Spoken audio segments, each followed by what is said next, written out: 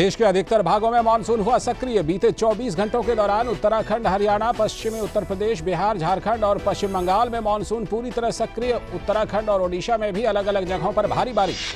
विश्व बैंक ने माना मनरेगा दुनिया का सबसे बड़ा लोक निर्माण कार्यक्रम। The state of social safety nets 2015 की रिपोर्ट में हुआ खुलासा। कहा, भारत चला रहा है दुनिया का सबसे बड़ा सामाजिक सुरक्षा कार्यक्रम। डिजिटल इंडिया अभियान के तहत जुड़ेंगी मध्य प्रदेश की 23,007 ग्राम पंचायतें। ग्रामीण अंचल में आएगी सूचना क्रांति। पंचायतों को मिलेगा कम से कम 100 MBPS की रफ्तार से इंटरनेट।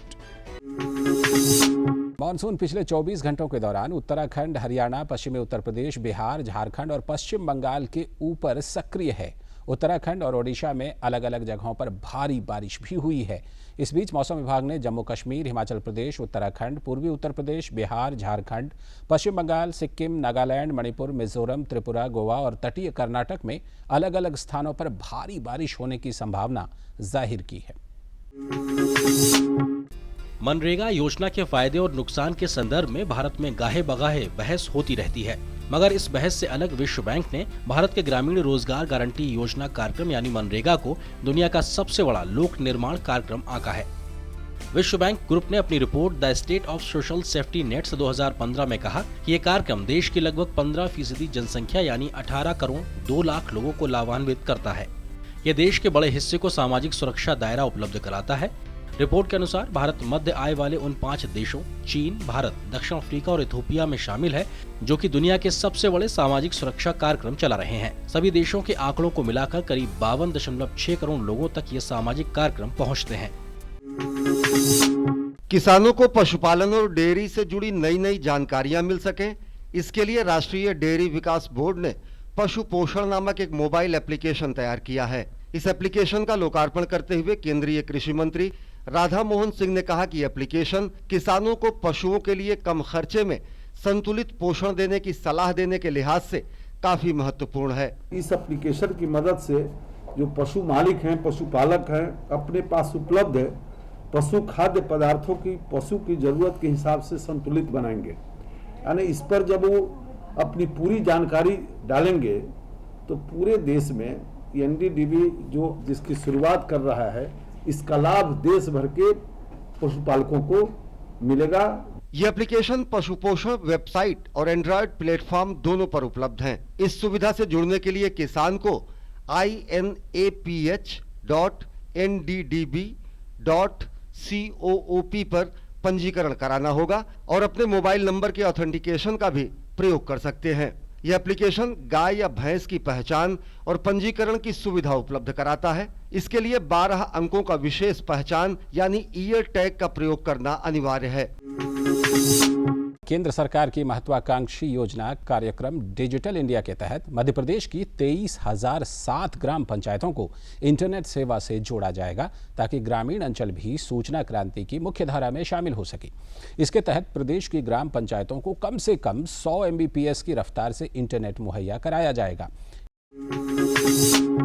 कृषि उत्पादन और खाद्य सुरक्षा में फसलों के पोषण की अहम भूमिका रहती है। नाइट्रोजन, फास्फोरस और पोटाश वे मुख्य पोषक तत्व हैं जो अधिकांश खेतों में लगभग अनिवार्य रूप से प्रयोग किए जाते हैं। इसी बात को ध्यान में रखते हुए केंद्रीय मंत्रिमंडल ने नई यूरिया नीति 2015 को मंजूरी दी है, जिसके तहत आगामी 4 साल में देश को यूरिया उत्पादन में आत्मनिर्भर बनाना और किसानों को अधिकतम खुदरा मूल्य में समय पर उर्वरकों की पूरी आपूर्ति करना है। यूरिया नीति 2015 की विशेषताएं: P एवं K श्रेणियों की खाद्य परिवहन योजना से मुक्त, खाद्य ढुलाई के लिए रेल भाड़े में दी जाने वाली सब्सिडी को एकमुश्त आधार पर देना होगा तय, सरकार उर्वरकों की आपूर्ति के लिए कमी वाले प्रदेश में आपूर्तिकर्ताओं को निर्देशित करने के लिए होगी स्वतंत्र, उर्वरक मिलने के 6 महीने के भीतर संबंधित राज्य सरकारों को गुणवत्ता का देना होगा प्रमाण पत्र। नई यूरिया नीति में यूरिया उत्पादन बढ़ाने, घरेलू क्षेत्र की 30 यूरिया इकाइयों में ऊर्जा बचत को प्रोत्साहित करने और सब्सिडी के बोझ को तर्कसंगत बनाने जैसे कई मुद्दे शामिल हैं।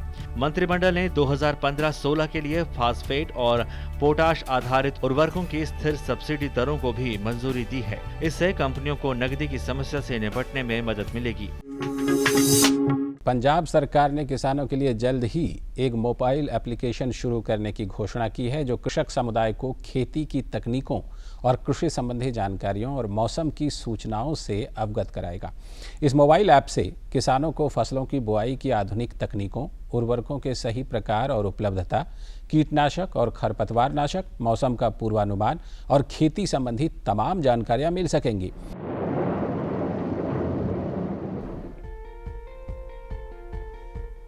भारत मौसम विज्ञान विभाग के मुताबिक मॉनसून ने उत्तराखंड, झारखंड और पश्चिम बंगाल के तटीय इलाकों में अपना जोर दिखाया।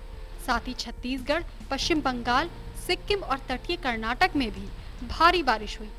एक तरफ देश के ज्यादातर इलाके मॉनसून की बारिश में भीग रहे हैं, वहीं दूसरी ओर तटीय आंध्र प्रदेश और उत्तरी तटीय तमिलनाडु गर्म हवाओं से तप रहे हैं। इसके अलावा उत्तराखंड, बिहार, झारखंड, पश्चिम बंगाल और सिक्किम, हरियाणा, चंडीगढ़, दिल्ली, कोंकण, गोवा, तटीय कर्नाटक और केरल में तेज हवाओं के साथ बारिश हुई।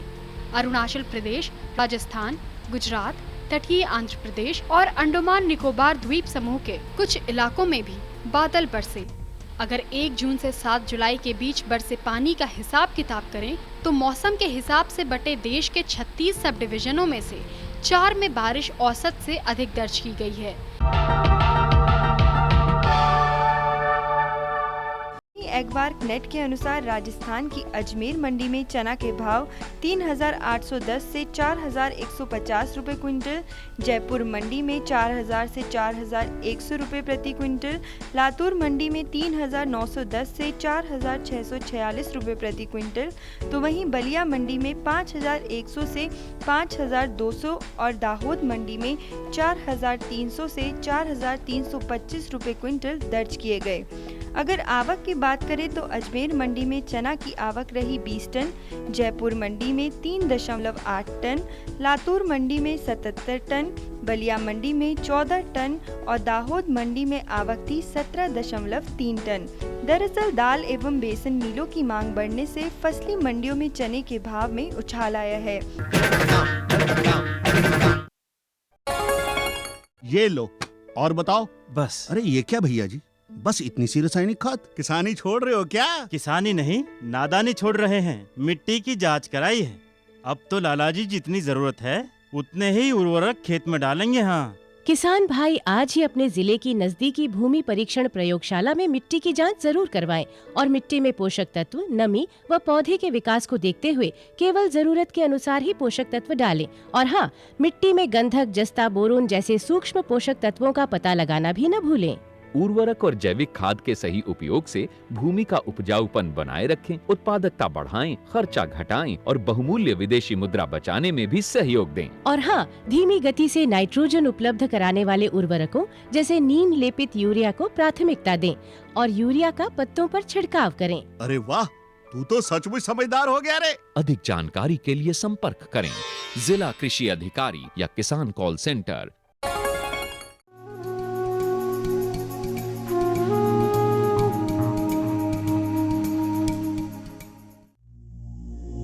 जानकारी जान हमारी, मौसम पूर्वानुमान की मिली जानकारी, करे किसान अनुकूल फसल की तैयारी।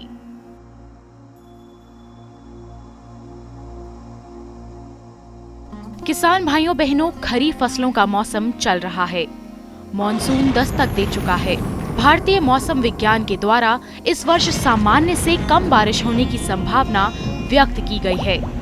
मॉनसून के सामान्य से कम होने की स्थिति में कृषि वैज्ञानिकों की राय में क्या विकल्प है?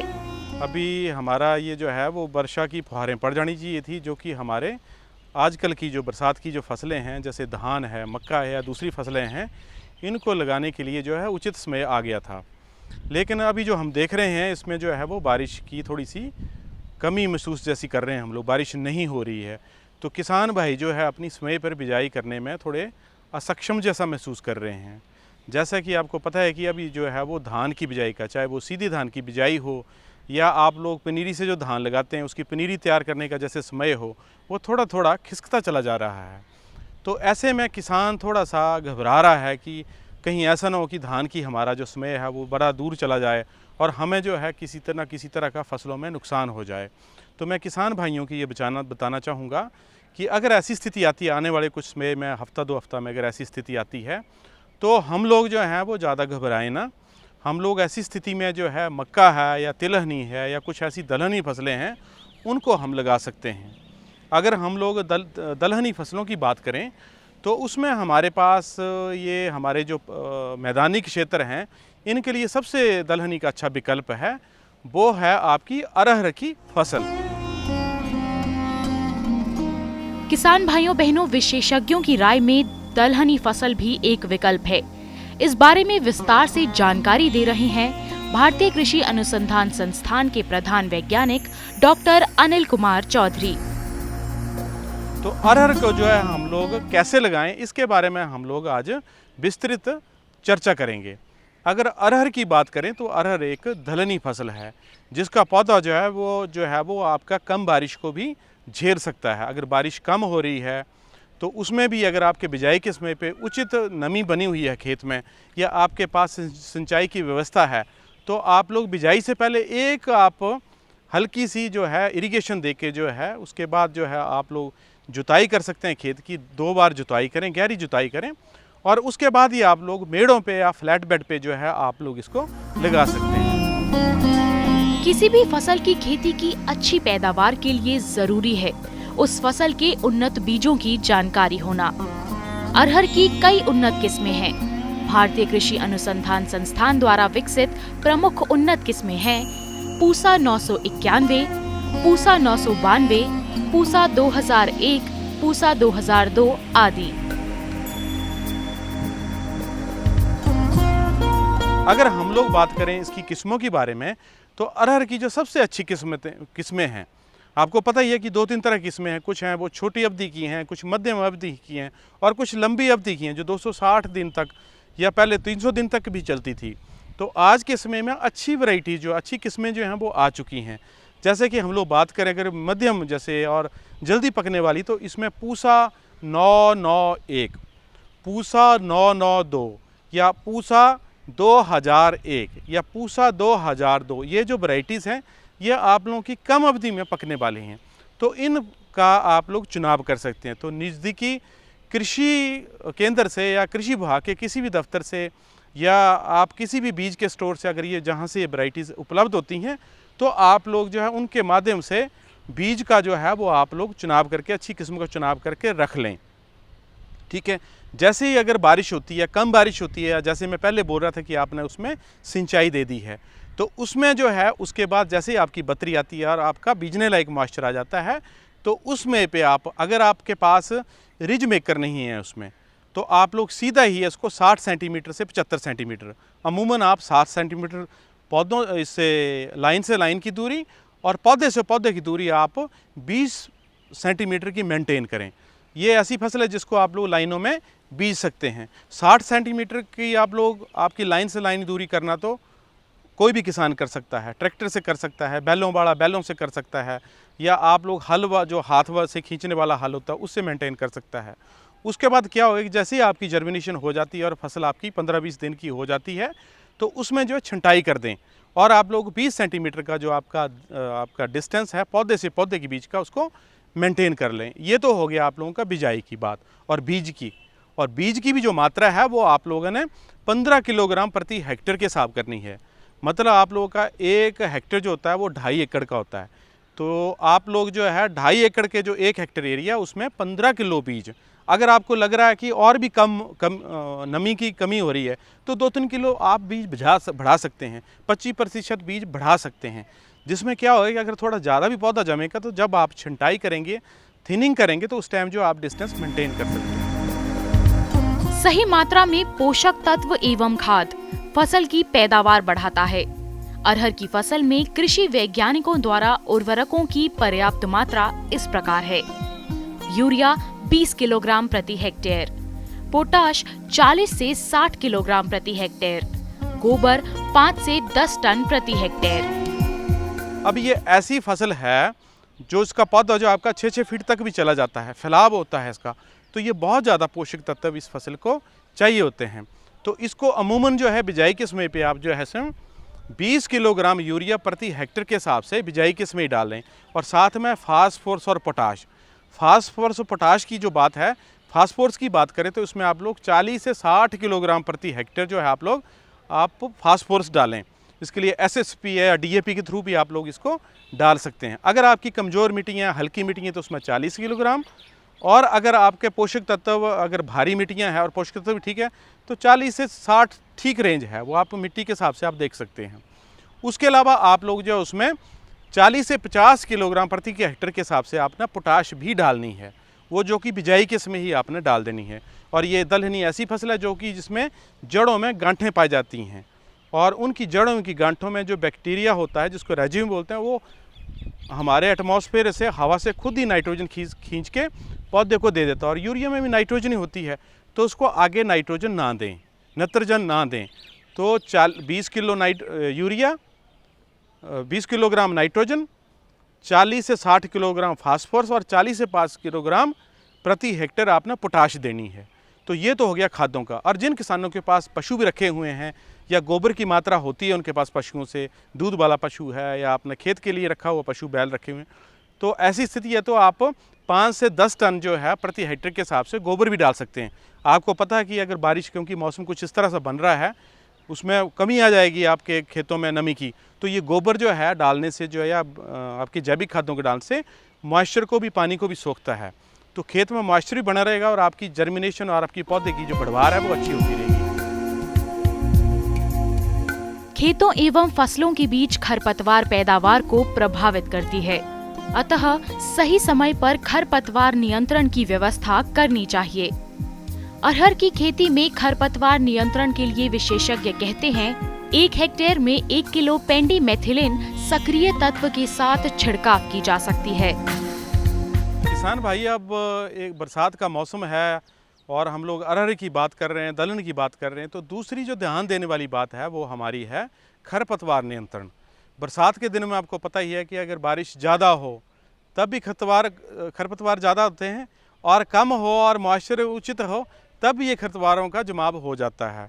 और जहाँ अरहर की हम बात कर रहे हैं तो हमने पहले ही बोल दिया कि ये आपका 60 सेंटीमीटर की दूरी या 75 सेंटीमीटर की दूरी पे हम लोग लगाते हैं, या तो फ्लैट बेड पे, या फिर अगर हमारे पास रिज मेकर है तो रिजेस बनाते हैं हम लोग और उनके ऊपर जो हम लोग एक एक लाइन लगा देते हैं, उतनी ही दूरी मेंटेन करके।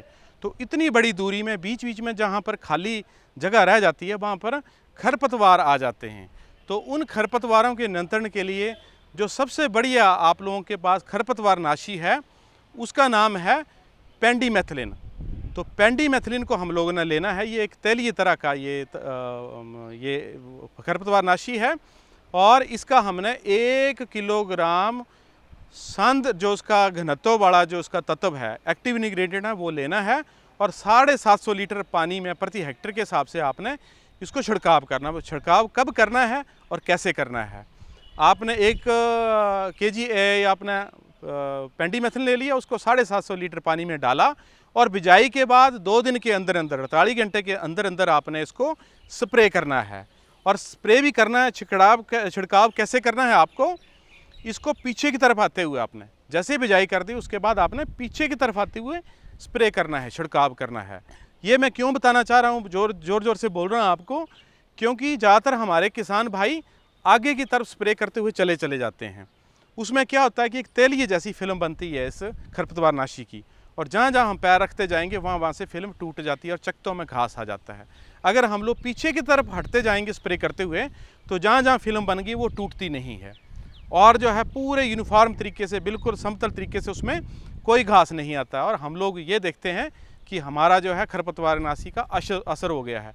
नहीं तो ज़्यादातर लोग जो है गलत तरीका अपनाने की वजह से चकत्तों में जब घास आता तो बोलते हैं कि उस स्टोर से या उस हमने विभाग से ये दवाई ली और हमारे खरपतवार जो हैं वो ख़त्म नहीं हुए।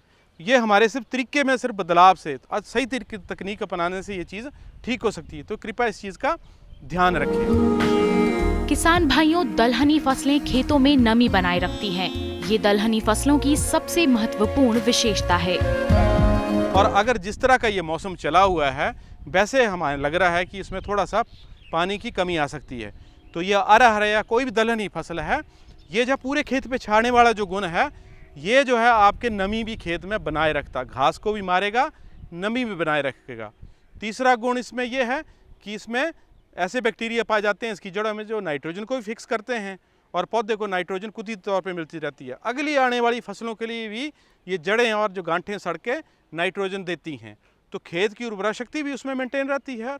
चौथी जो चीज़ देखने वाली वह है, ये बड़ी गहरी फसल है, बड़ी गहरे तक इसकी जड़ें जाती हैं।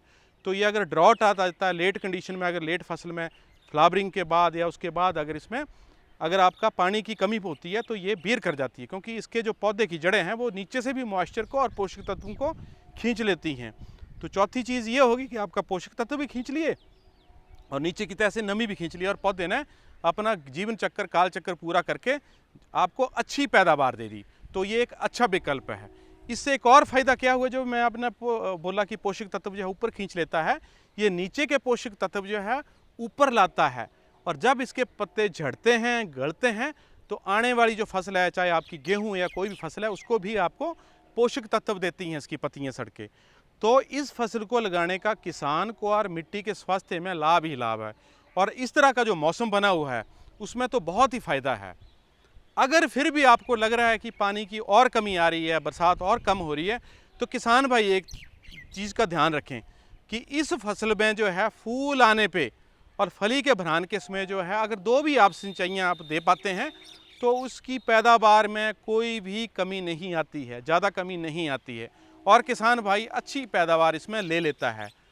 और एक और चीज़ मैं बताना चाहूँगा किसान भाइयों को, जब भी आप अरहर लगाएं, क्योंकि आप लोग जो है उसमें बीज दूर दूर लाइनों में लगता है और सोच लिया कि मौसम जो आपका बड़ा ही आपको ख़राब महसूस हो रहा है, पौधे की बढ़वार ठीक नहीं हो रही है, तो एक चीज़ का ध्यान रखें, जब आपका पौधा बढ़ता है या फुट 1.5 फुट का होता है तो उस टाइम जो है आपकी जो मेन आपकी जो शूट है उसकी पिंचिंग कर दें, उसके ऊपर से काट दें, या 2 टहनियाँ निकल गई हैं तो दोनों से ऊपर की जो कोंपलें हैं उनको काट दें। उससे क्या होता है कि पौधे के फैलाव में और सहायता मिलती है, अच्छी पैदावार जो है वो किसानों को देने में सक्षम है।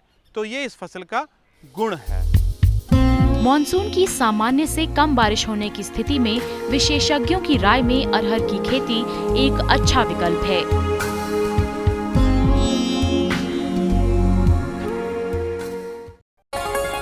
मेरे साथ बोलो ए बी। अरे नादान, बच्चे को एबीसी सिखा रहा है। अरे काम धंधे की एबीसी तू कब सीखेगा?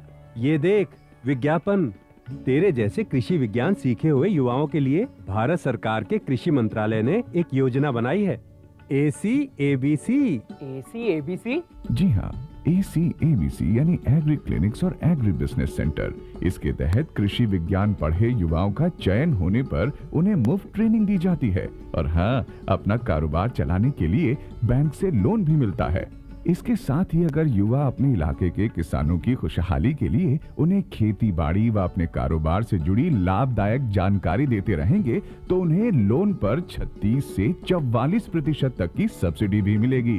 तब तो मैं जरूर सीखूंगा काम धंधे की ABC। शाबाश, चलो अपनाएं स्वरोजगार, खेती में हो विकास अपार।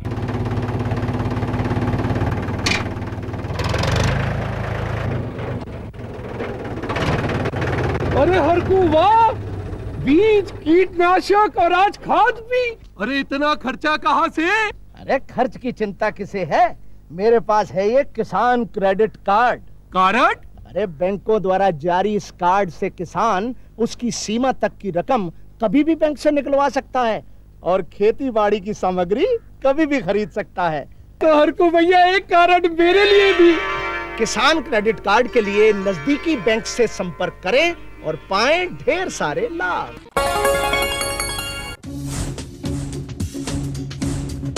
जुड़िए हमारे साथ ट्विटर पर twitter.com/कृषिदर्शन-DD, फेसबुक पर facebook.com/कृषिदर्शन-DD और देखिए कृषि दर्शन अब YouTube पर भी youtube.com/user/कृषिदर्शन-DD।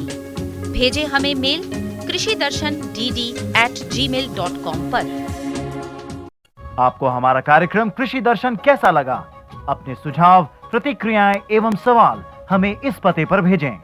कृषि दर्शन, कमरा नंबर 10, CPC दूरदर्शन, खेलगांव, नई दिल्ली 110049।